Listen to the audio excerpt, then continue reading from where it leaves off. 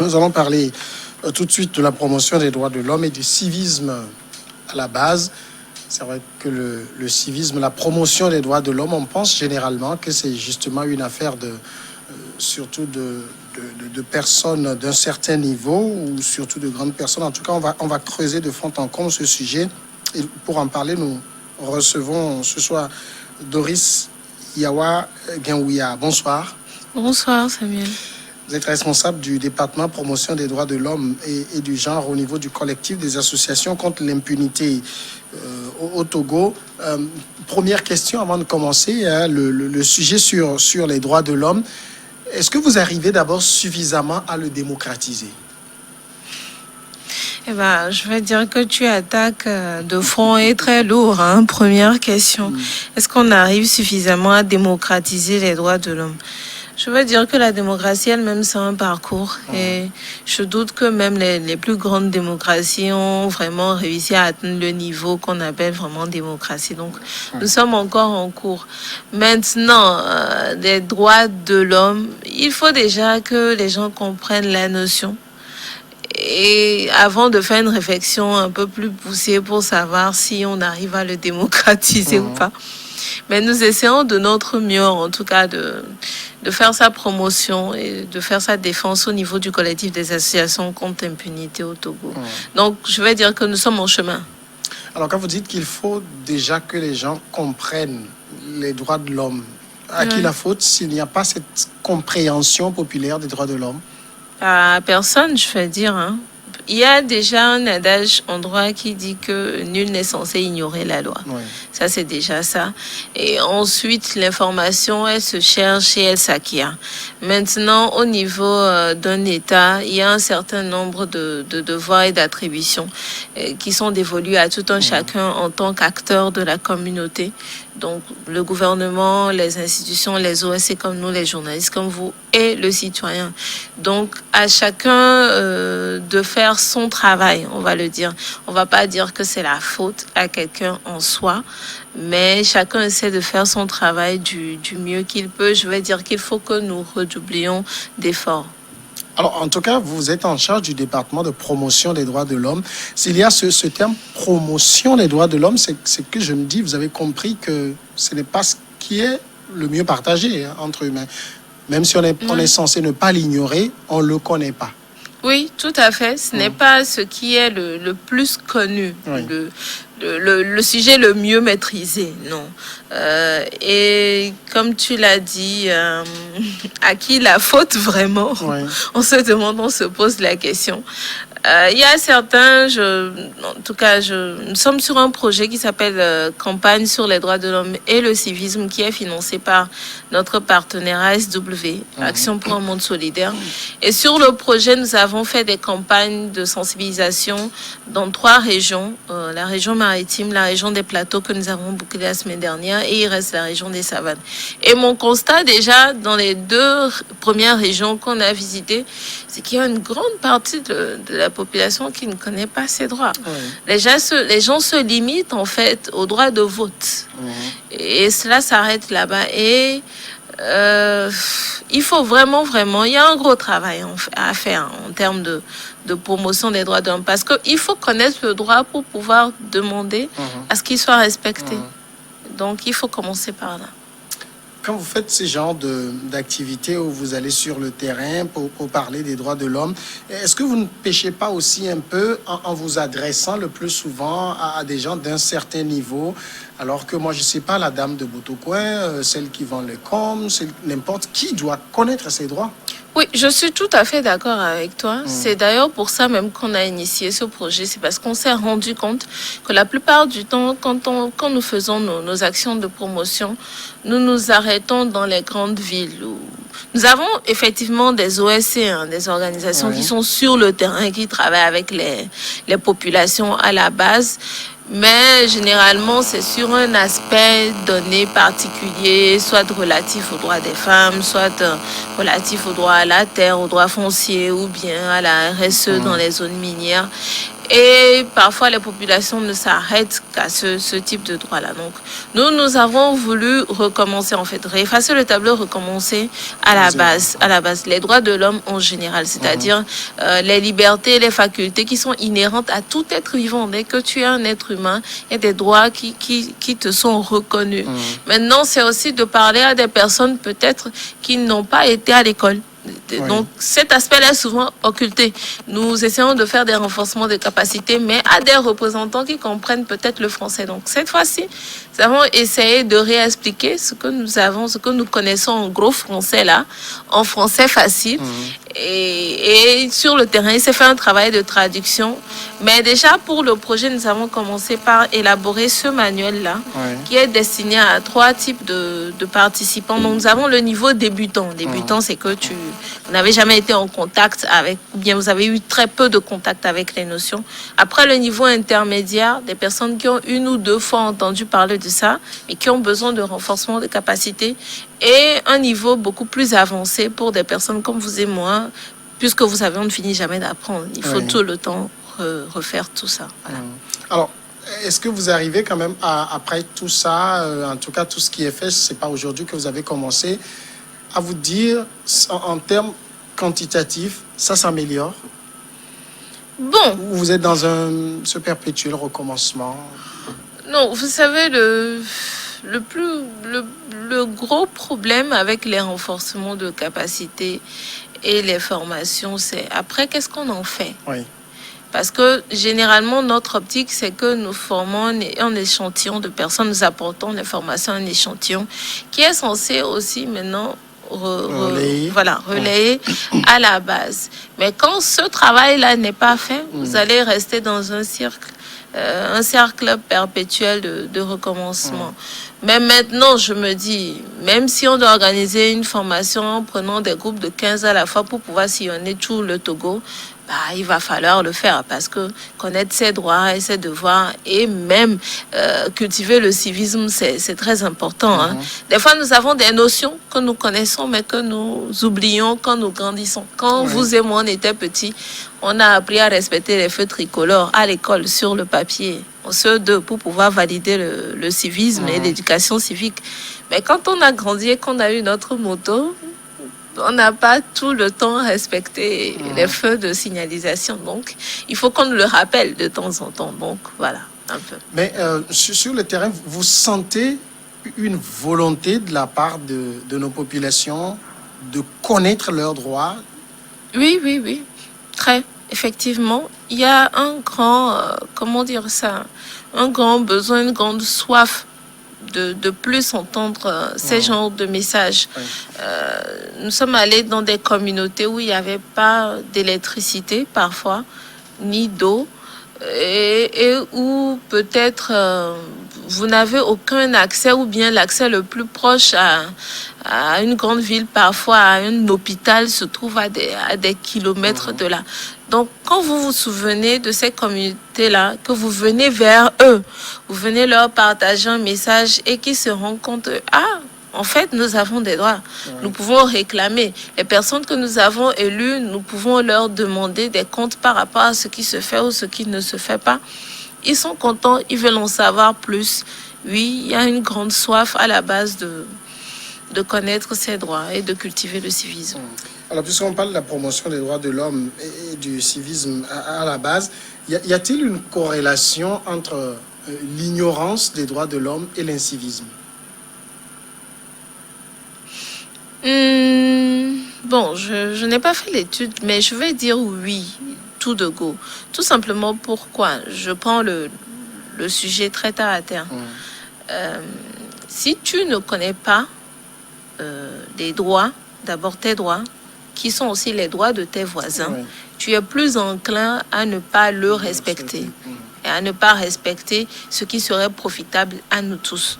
Et ça induit des comportements inciviques. Donc oui, il y a une corrélation entre l'ignorance des droits de l'homme et l'incivisme. Vous mettez toujours les deux ensemble, droits de l'homme et civisme?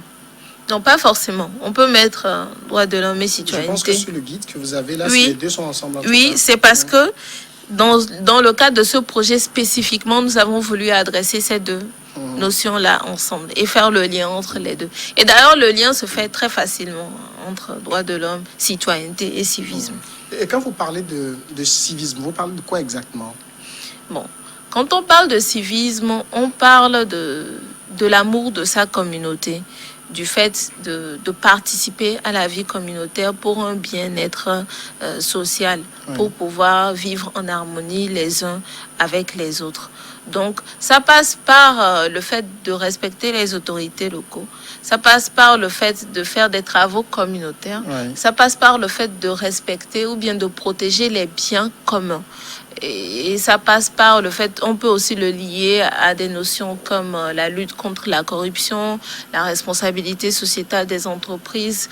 Parce que quand tu te rends compte qu'on a placé quelqu'un à la tête d'un bien communautaire, mais que cette personne ne le gère pas bien, c'est aussi de ton devoir en tant que citoyen, ton devoir civique, pour que ce bien-là soit bien géré, pour qu'il puisse vous profiter à vous tous, de dénoncer de telles pratiques ou de ne pas contribuer à de telles pratiques. En fait, lorsque vous faites cette promotion, que ce soit sur les droits de l'homme ou le civisme, quel objectif vous avez en tête? Qu'est-ce que vous visez? Avoir des citoyens parfaits, qui connaissent leurs droits et qui sont respectueux de leur communauté? On n'aura jamais de citoyens parfaits. Non. Le but, en fait, c'est d'avoir un meilleur Togo, un mieux vivre ensemble. Un Togo dans lequel au moins la plupart des gens connaissent et leurs droits, où l'amour de la patrie est très fort, où le lien social est renforcé et où nous tendons ensemble vers un développement durable. Voilà. Et ça, il faut qu'à votre niveau, vous puissiez peut-être multiplier les séances que vous faites pour pouvoir le faire. Vous n'avez pas le sentiment d'être esseulé sur ces genres de sujets? Non, pas vraiment. Nous sommes conscients qu'il y a plusieurs organisations de la société civile, même des journalistes, des élus locaux, des bonnes volontés. Le gouvernement fait un gros travail pour que la population ait accès à ces informations-là ou à ces connaissances-là. Mais voilà, le problème, c'est que les moyens sont limités déjà. Et pour vous dire la vérité, nous avons fait la semaine dernière que la préfecture de Logou 1 et de Lamou, mais l'état des routes, ce sont des projets qui demandent beaucoup de fonds, d'énergie et du temps. Donc c'est peut-être pour ça que l'objectif n'a pas encore été atteint à plusieurs niveaux jusqu'à présent. Sinon, nous ne nous sentons pas seuls. Nous avons été accompagnés par des maires, par des préfectures, par des préfets, par d'autres OSC partenaires, même par des journalistes qui ont relayé l'information. C'est juste qu'il faut plus de moyens, peut-être plus de temps, et ensemble mettre la main à la pâte pour pouvoir toucher le plus de personnes possible. Moi, j'ai envie de connaître le message que vous passez, en tout cas, aux gens quand vous allez sur le terrain, sur la question des droits de l'homme, par exemple. Vous lui dites, vous savez, l'état de votre route. Quand nous étions en train d'arriver, votre route, c'est dans un état pitoyable. Vous avez le droit à ça. Vous avez le droit de disposer d'un centre de santé chez vous. Vous avez le droit, en tout cas, d'avoir de l'eau potable et tout. Vous leur faites connaître leurs droits, mais pourquoi et après? Bon, déjà, des sensibilisations ne se font pas là, comme ça, parce que ce que nous avons remarqué, c'est qu'il y a plusieurs débats qui sont très politisés sur le terrain. Donc, les gens ne réfléchissent plus forcément en termes de droits de l'homme ou de citoyens, mais de gouvernants et de gouvernés. Et quand on présente la chose comme ça, ça dévie très vite le débat. Donc, généralement, ce que nous faisons, en fait, c'est tout simple. On leur demande, en tant qu'être humain, selon eux, quels sont les besoins d'un être humain. Donc, on fait une petite liste exhaustive. Et dans ces besoins-là, on leur demande qu'est-ce qu'ils pensent que ce sont des droits, en définissant le mot droit dans leur langue. Et en essayant de savoir la compréhension qu'ils ont de ce mot-là. Et ensuite, par rapport aux besoins, nous tirons un certain nombre de droits. Et enfin, dans une discussion, on leur demande selon eux, mais qui sont les personnes qui sont responsables de ces droits-là. À la fin, en fait, vous arrivez à la conclusion que ce sont des individus comme vous et moi qui sommes responsables du respect des droits de tout un chacun. Donc, le but, ce n'est pas de dire, oui, vous devez réclamer ça. C'est vrai, vous avez droit à ça, mais vous pouvez vous aussi participer à ce que ce droit-là, vous pouvez acquérir ce droit-là en participant en tant que communauté. Donc, voilà à peu près comment nous procédons. Maintenant, le but, c'est justement de nous aider à mieux faire notre travail, d'aider le gouvernement à aussi mieux faire son travail. Parce que, comme je le dis souvent... Oui, mais est-ce que c'est j'allais dire, c'est de la volonté du gouvernement que les gens connaissent leurs droits? Je ne pense pas trop. Hein. Ils préfèrent surfer sur des gens ignorants que des gens qui connaissent. Je préfère ne pas prêter... Ça, j'assume la paternité. Voilà, je préfère... Et c'est un constat partagé quand même. Je préfère ne pas prêter des intentions aux gens. Moi, je veux croire qu'en tant que Togolais, chacun veut que le Togo évolue ou avance. Sincèrement, je veux y croire. Je veux croire que si certaines choses ne sont pas faites jusqu'alors ou sont ignorées, c'est peut-être à cause des contraintes ou certaines contraintes qu'on ne nous explique pas forcément. Je veux croire qu'il y a peut-être d'autres personnes dans la balance qui font que jusqu'à présent, ça traîne un peu. Maintenant, je trouve que oui, le gouvernement a intérêt à ce que son peuple connaisse ses droits aussi, parce que ça va dans son intérêt, comme je le dis. Prenons le cas plausible de la corruption. La corruption profite à une seule personne, peut-être à un groupuscule. Cela ne profite même pas au gouvernement. Donc, c'est de l'argent qui est, détourné à des fins. Si nous avons des citoyens qui connaissent leurs droits, qui réclament le fait, pourquoi est-ce que jusqu'à présent nous n'avons pas une école secondaire chez nous? Jusqu'à présent, pourquoi nous n'avons pas un centre de santé chez nous? Peut-être qu'on découvrira que sur le papier, ça a été construit et que la population n'en a pas bénéficié. Donc, c'est pour le bien de nous tous. En fait, ce que vous êtes en train de dire, c'est que dans vos actions, c'est pas pour obtenir un soulèvement des populations, mais c'est pour qu'elles puissent peut-être mieux s'organiser elles-mêmes pour répondre à leurs propres besoins, c'est ça? Oui, exactement. Par exemple, quand nous abordons le module sur les droits des femmes, surtout l'accès au foncier, c'est des problèmes qui sont récurrents dans les communautés rurales. Quand une femme a les moyens de se prendre en charge, ça promeut le développement local. C'est toute une famille qui a les moyens d'aller, les enfants qui ont les moyens d'aller à l'école. C'est une charge de moins pour l'État, je trouve. Et quand une communauté aide le chef du village, par exemple, à arranger ses routes pour avoir un meilleur accès au village, c'est aussi de leur bénéfice à eux. Donc, c'est comme ça que nous le voyons. C'est pas pour provoquer un soulèvement, c'est pour aider les gens à mieux vivre.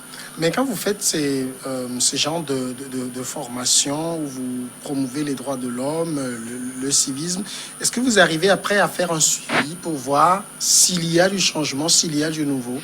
Oui, je vais encore parler de ce projet-là spécifiquement. Dans chaque village dans lequel nous sommes passés, nous avons mis en place un comité de 3 personnes qui sont chargées du suivi, qui ont le manuel avec eux.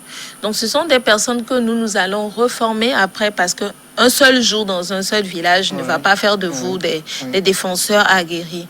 Mais au-delà de ça, nous travaillons avec des OSC qui sont sur le terrain. Donc, pour préparer ces missions-là, même pour nous accompagner, nous avons des défenseurs de droits de l'homme qui ne sont pas forcément travailleurs ou membres du CACIT et qui travaillent avec nous sur ces questions-là, qui sont dans la région. Donc, c'est plus facile d'avoir un contact avec eux, de faire le suivi dans tous les lieux où nous sommes passés pour voir est-ce que après, parce que nous faisons aussi un recensement des moyens qu'eux ils utilisent. Est-ce qu'ils ont des groupements de jeunes, par exemple, ou de femmes? À quelle fréquence est-ce qu'ils se rencontrent? Est-ce qu'il y a possibilité de revoir cette thématique-là avec ces groupements après? Ce projet, c'est un projet pilote. Donc, avec toutes ces informations-là, après, nous allons faire une première grande phase pour pouvoir mieux renforcer les capacités de ces pillons-là que nous avons sur le terrain pour nous aider à renforcer les mécanismes d'alerte communautaire et les droits de l'homme au niveau de la base. Alors, ça fait une vingtaine de minutes que nous sommes en train de parler de ce sujet. Je vous ai écouté parler de ce que vous faites sur le terrain, des partenaires qui vous accompagnent. Mais il y a un acteur clé dont je n'ai pas entendu la participation, c'est l'État. Aujourd'hui, on a un ministère des droits de l'homme qui a même le volet civisme. Vous arrivez à travailler sur ces genres de questions, sur ces genres d'actions? Oui, nous travaillons. Sans langue de bois. Nous travaillons avec, bien sûr, nous travaillons avec le ministère des droits de l'homme, le ministère de la justice, nous travaillons avec le gouvernement. Mais ça dépend de la manière dont nous orientons chacun de nos projets. Nous avons, par exemple, un atelier de renforcement de capacité après-demain sur la responsabilité sociétale des entreprises, où nous aurons à faire cet atelier-là avec des magistrats et des officiers de police judiciaire, par exemple. Donc, chacun à son niveau, quand nous voyons qu'il y a un besoin de collaborer, nous le faisons. Mais bon, pour des projets de sensibilisation, comme je l'ai dit, ce projet-ci, c'est la phase pilote. Donc, nous sommes allés tout seuls sur le terrain pour le moment. Nous en avons l'habitude. Et après, quand nous aurons recueilli un certain nombre de données, nous pouvons initier des actions de plaidoyer pour voir de quelle manière nous pouvons maintenant collaborer avec le ministère qui est déjà... Bon, même si c'est à la phase pilote, je l'ai dit, vous n'êtes pas novice dans ce genre de questions. On connaît le CACID depuis des années. Vous travaillez sur ces sujets.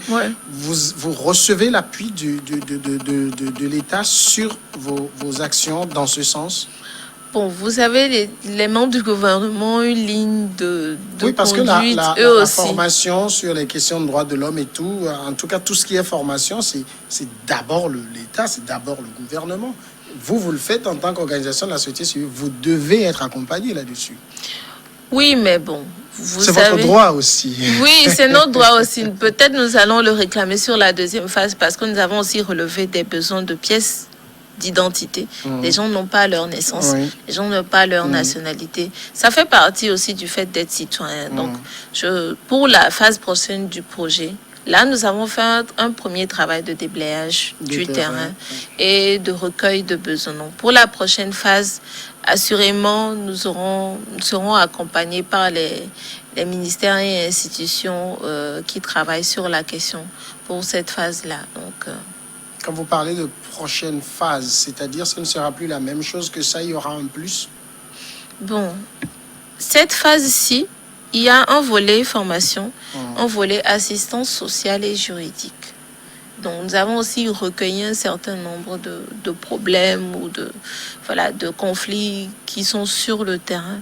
Maintenant, nous allons traiter l'information à notre niveau. Et après, nous pouvons, par exemple, aller voir un ministère et lui dire que voilà, nous sommes allés dans tel nombre de villages. Il y a tel nombre de personnes qui n'ont pas de naissance, qui n'ont pas de nationalité, qui n'ont pas accès à ci ou à ça. Est-ce que maintenant, vous pouvez nous accompagner pour faire des actions à leur niveau? Ça, c'est la prochaine phase. Donc, on ne peut pas faire tout le Togo en même temps. Comme vous le savez, nous fonctionnons sur des appels d'offres et avec des partenaires financiers. Donc, je pense qu'il faut commencer à un niveau donné, voir les plus et les moins, essayer de recorriger pour améliorer nos actions. Il y a de bonnes chances, selon vous, que toutes ces actions puissent porter des fruits, en tout cas à moyen long terme? Oui. Effectivement, il y a de très bonnes chances pour que ces actions puissent porter des fruits. Je pose la question en ce sens parce que quand vous prenez la capitale à laquelle nous sommes très habitués, on a plus l'impression que les actes inciviques sont plus légion aujourd'hui.